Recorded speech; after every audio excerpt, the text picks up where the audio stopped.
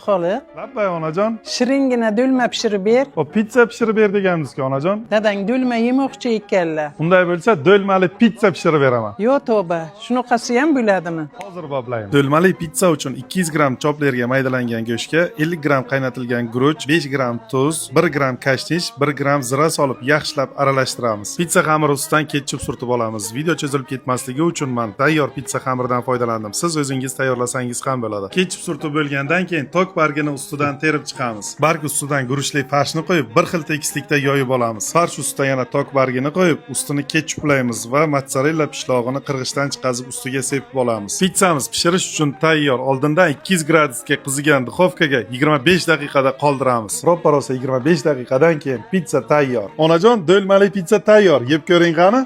Bir o'q bilan ikki quyonni uribsan-da. Bismillah. Gapi yo'q, lekin zo'r chiqdi.